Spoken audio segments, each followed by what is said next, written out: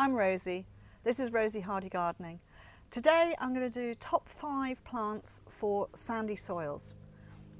If you like this video, then please do have a look at other videos on other subjects which we have done previously, and then you can subscribe to the channel and you will be able to keep up to date with any of the new videos that we release.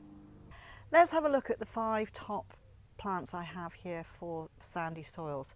So let's start off with this beautiful little plant. This is a ground covering plant, so this is going to make a lovely mat going up to around about 30 centimetres high, maybe a little bit more, and then it will spread to something like 60 or 70 centimetres.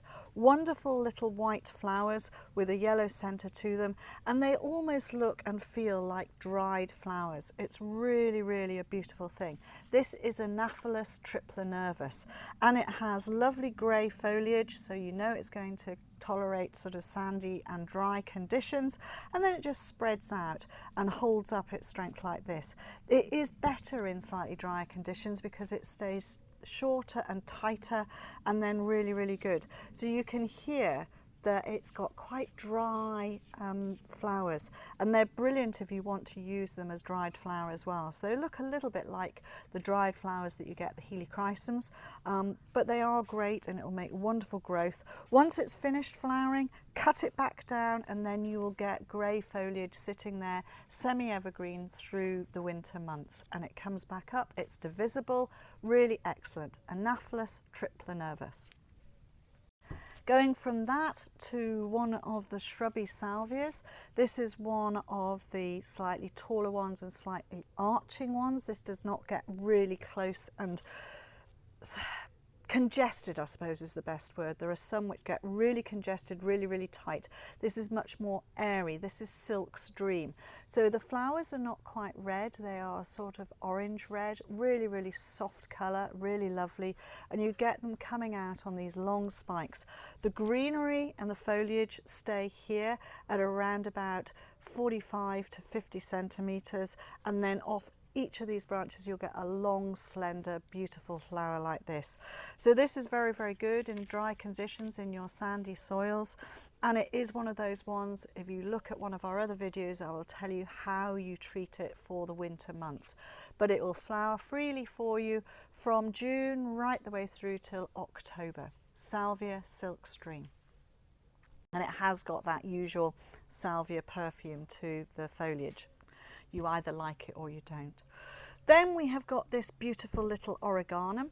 This little Origanum is not one that is really used as a culinary one. This is much more of an ornamental one. This is one called Bristol Cross, and it is just coming up now. Every single shoot that you see will branch out and give you these wonderful flowers. It has just started to flower. So all of these lovely little shrimp-like heads will have little purple flowers coming out of them, and it'll get covered in them. Grows up to around about 30 centimetres, maximum 30 centimetres round. So a neat, tidy little Origanum for sandy soils, full sun, and it's a real beauty. Then of course there are grasses that like to be in sandy soils, and this is one of probably the best. This is a grass that, you know, it just does this wafting, and that is what you want of a grass. Really soft and delicate, very fine, narrow foliage, lovely flower seed heads here. This is Stipa Tenuissima, and it is cracking. It is a clump former. It's not a long-lived grass, so probably 3 to 4 years is what you would get of a clump.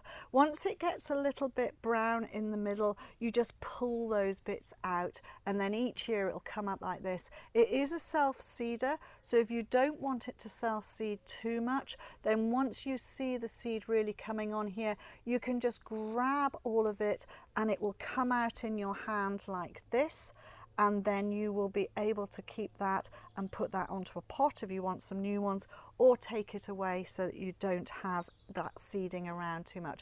But I love it seeding around. It's a beautiful thing, and when they're small young plants, they are so easy to lift out and keep going. Stipa Tenuissima, a really lovely plant. Then we have got this one. This is what used to be an Aster, and actually it has stayed in the Aster family. When the Asters were reclassified, it stayed as an Aster, so that is really good. It's a beautiful purple flat petaled flower and a lovely yellow centre to it, very, very arching. This one is Aster ageratoides Harry Smith, and it's a really good strong growing form.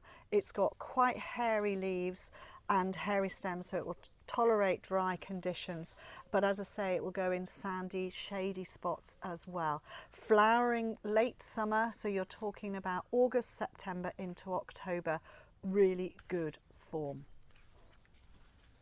And here's the bonus plant, which you've got to have. So this is a beautiful shrub. This is a Buddleja, and this Buddleja has got the most amazing silver foliage. Look at that, it's really, really beautiful.